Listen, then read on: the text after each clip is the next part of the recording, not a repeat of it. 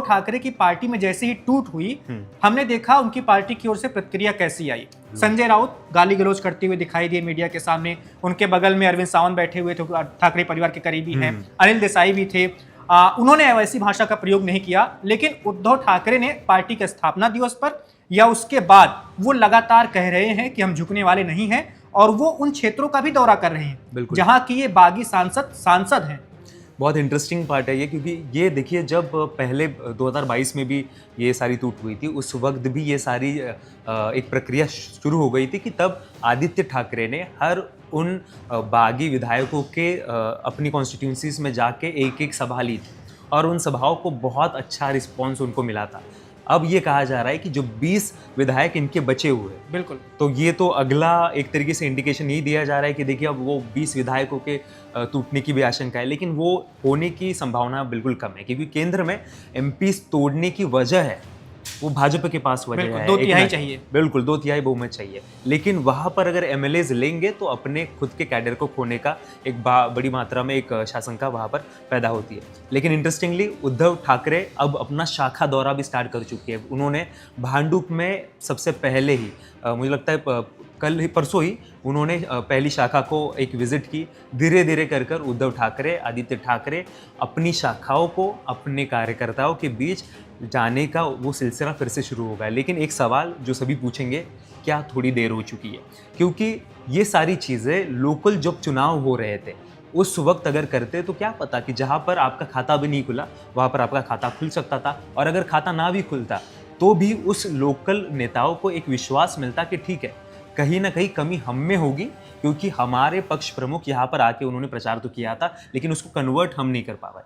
लेकिन अब देखिए एक रोष जो है, एक तरीके से गुस्सा जो है महाराष्ट्र में काफ़ी लोगों में दिखाई दे रहा है, क्योंकि पिछली बार अलग चीज़ थी। पिछली बार ये कहा जा रहा था कि शिवसेना कांग्रेस के साथ चली गई, इस वजह से नेता बागी बने, लेकिन इस बार जो ये एमपीज थे ये चुनकर आए ही थे क्योंकि कांग्रेस एनसीपी ने शिवसेना को सपोर्ट दिया। बिल्कुल, गठबंधन में ही थे सब। बिल्कुल, गठबंधन की वजह से वो चुनकर आए थे। जैसे दीना पाटिल है तो ये मुंबई में चुनकर आ रहे हैं।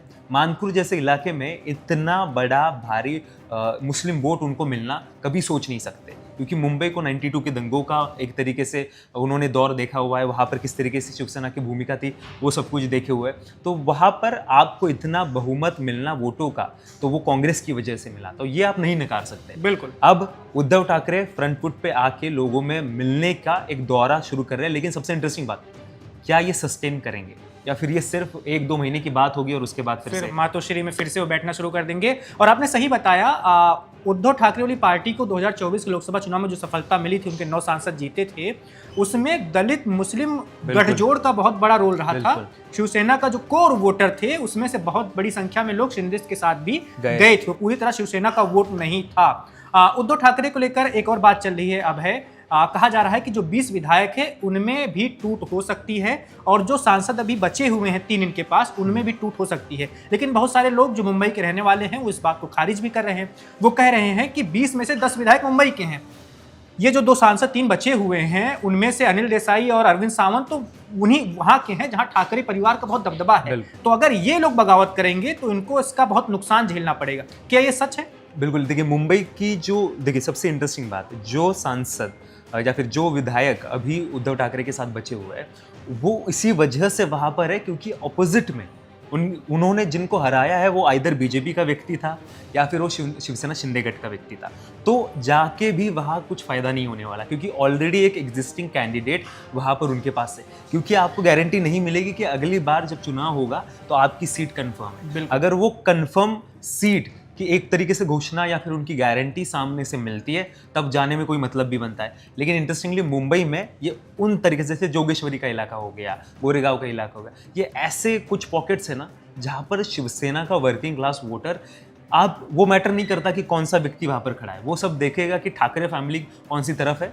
और इतने बुरे समय में, देखिए इस बार भी इतना बुरा समय था फिर भी वहाँ पर शिवसेना के अजय चौधरी जैसे लोग अच्छे काफ़ी कंफर्टेबली वहाँ से जीत के आए। तो जो बचे हुए हैं उनमें से खास करके मुंबई के लोग जो विधायक है उनको ये अपॉर्चुनिटी नहीं है। लेकिन कहा कि विधायक जा सकते हैं, जैसे धाराशिव के विधायक है, जैसे कैलाश पाटिल है। कैलाश पाटिल अभी बोल रहे कि देखिए मेरी पूरी गारंटी है, ओमराजे निंबारकर चले गए लेकिन मैं नहीं जाऊँगा, मतलब MP चले गए, मैं MLA नहीं जाऊँगा। लेकिन वो जिस सीट से चुनकर आते हैं वो सीट ओम राजे निम्बाळकर की घराने की सीट, तो अपने घराने की सीट है। उन्होंने बेसिकली वो जैसे कहा जाता है कि बारामती पवार की है, तो निम्बाळकर ने वहाँ पर अपना बहुत हर एक गाँव में अपना कनेक्ट है। तो अगली बार अगर निम्बाळकर शिवसेना शिंदे में है तो कैलाश पाटिल कैसे जीतेंगे, तो पाटिल को भी जाना पड़ेगा। तो जो ग्रामीण इलाकों के जो बचे कुचे कुछ MLAs है उनके ऊपर फिर से संभावना है, लेकिन वही बात है कि 2-3 निकलेंगे तो वो नहीं जा सकते, बिल्कुल क्योंकि उनको फिर उपचुनाव का सामना करना पड़ेगा, दल बदल का कानून लागू होगा उनके ऊपर। Subscribe to One India and never miss an update. Download the One India app now.